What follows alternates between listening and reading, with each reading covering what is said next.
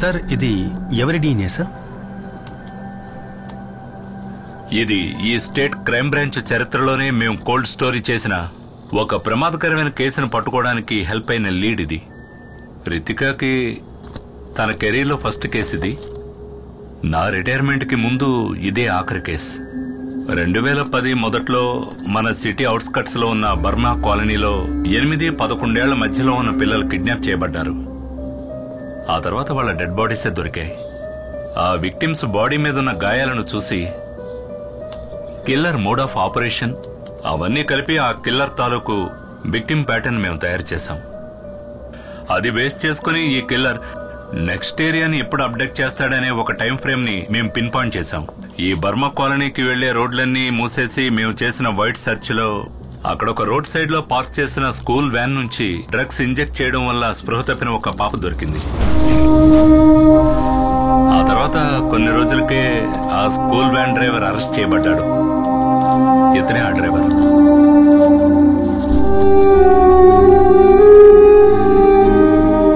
హుబైదా Khan.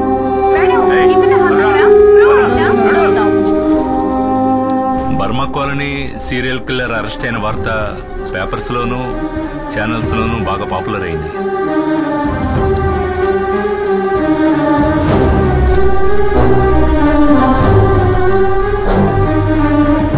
హుబైదా Khan arrest అయిన 2 నెలల తర్వాత మరో పాప కూడా చనిపోయింది. ఆ కిల్లర్ ఎవరో ఇంతవరకు కనిపెట్టలేకపోయాం. అదే మోడ్ ఆఫ్ ఆపరేండి, అదే విక్టిమ్ ప్యాటర్న్. పోలీసులకు మాత్రమే తెలిసిన పాత కిల్లింగ్స్ లో జరిగిన అన్ని మైన్యూట్ డీటెయిల్స్ తో సహా అన్ని అలాగే రిపీట్ అయ్యాయి. అన్నిటికీ మించి మాకు ఈ 5వ విక్టిమ్ గోళ్ల మధ్య ఒక బ్లడ్ శాంపిల్ దొరికింది. ఆ హంతకుడిది. ఇంతకుముందు చనిపోయిన విక్టిమ్ డ్రెస్ లోంచి మనకు దొరికిన బ్లడ్ తో పర్ఫెక్ట్ గా మ్యాచ్ అయిన డిఎన్ఏ శాంపిల్. కానీ అది జైల్లో ఉన్న హుబైద్తో మ్యాచ్ అవ్వలేదు. అన్ఐడెంటిఫైడ్ అయిన ఎవరిదో ఒకరి బ్లడ్ శాంపిల్ అది.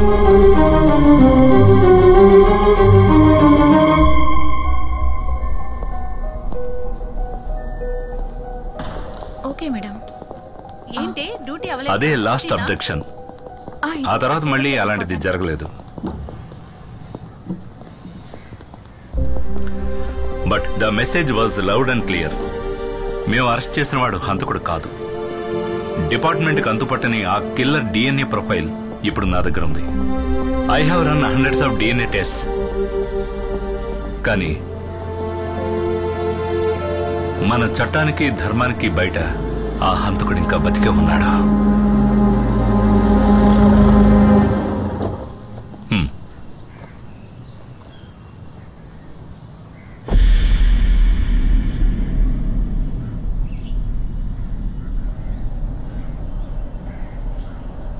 హుబైదా అహ్మద్ జైలు నుంచి బయటకు వచ్చిన తర్వాత ఎవరూ పనివ్వలేదు. ఈ సమాజంలో ఒక హంతకుడిగా అతని మీద ముద్ర వేయబడింది. రిటైర్మెంట్ తర్వాత నా దగ్గరే పెట్టుకున్నాను. ఈ సంఘటనలన్నీ మా ఇద్దరిని కలిపేశాం. ఎప్పుడూ అంతులేని తీరని అన్వేషణలో.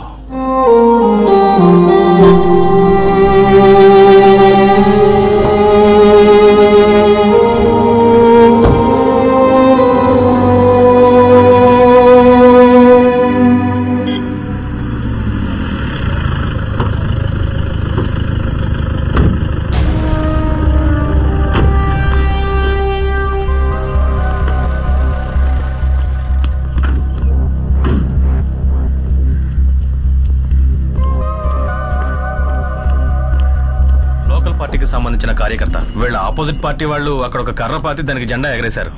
ఎవరో లేని టైం చూసి దాన్ని చించడానికి పైకెక్కాడు. అప్పుడు ఇతను ఒక సంఘటన చూశాడు. మేడం, వినోద్, నువ్వేం చూసావో మేడంతో చెప్పు.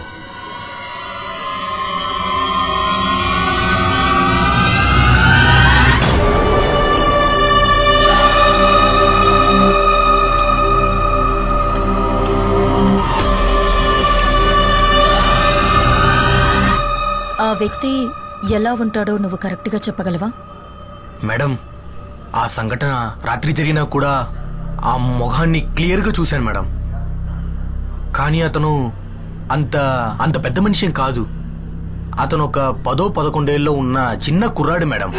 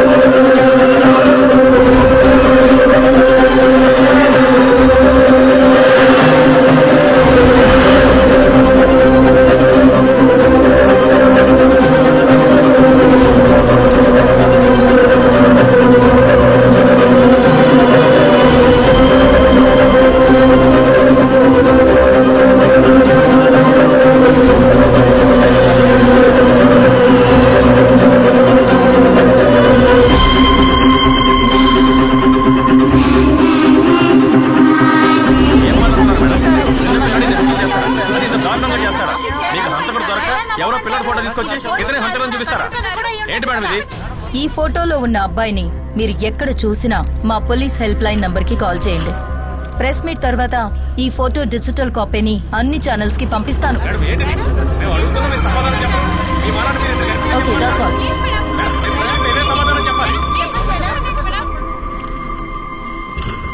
థ్యాంక్స్ డానో. I guess it's over. Murali, ఈ ఫోటోని వెంటనే సర్క్యులేట్ చేయాలి. అన్ని ఛానల్స్ కి పంపండి. ఓకే, సోషల్ మీడియా కూడా పంపించేద్దాం మేడం. యా. శామ్, ఆ రోజు నీతో హార్ష్గా మాట్లాడాను, కానీ నువ్వు ఊహించిన వైల్డ్ థియరీ ఈ కేసుకి పెద్ద లీడ్ అయింది. And that credit belongs to you. Bye.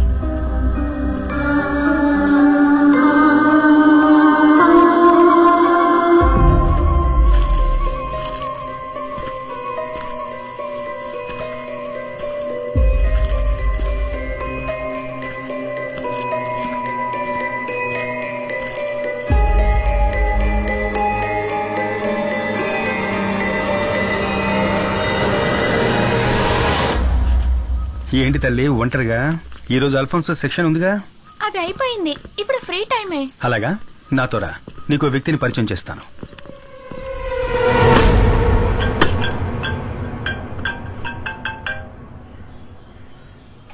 ఏంట్రా చెప్పు. మీ నాన్న అక్కడ చికెన్ ని పీస్ చేస్తున్నాడు. నాన్నకు హాయ్ చెప్పు. హాయ్. హాయ్ నైనా, హౌ ఆర్ యు? అవును, ఏం చేస్తున్నావు? ల్యామ్ బార్బెకోవా. ఆహా, బంగారం, నువ్వు డాడీని ఇంకా మర్చిపోలేదు కదా?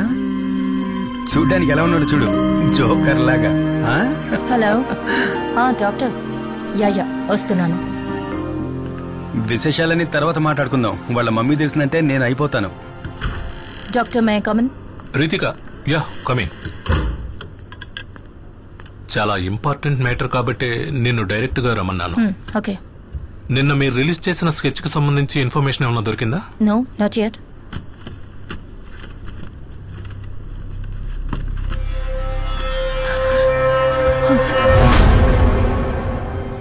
స్కెచ్ చూసినప్పటి నుంచి ఈ మొహాన్ని నేనెక్కడో చూసినట్టు అనిపిస్తోంది. కొద్ది రోజులకు ముందు జోనల్ హోమ్ నుంచి ఈ అబ్బాయిని కౌన్సిలింగ్ కి నా దగ్గరికి పంపారు. పేరు రూబెన్ ఎలిట్స్. ఇప్పుడు వీడు మిస్ అయ్యాడు. కొన్ని రోజులుగా నేను ఈ క్యాన్సర్ ట్రీట్మెంట్ లో బిజీగా ఉండడం వల్ల వీడి కేసు రిఫర్ చేసి క్లినికల్ థెరపిస్ట్ డాక్టర్ జయకుమార్ దగ్గరకు పంపించాను. ఆయన ఇప్పుడు లీవ్ లో ఉన్నారు.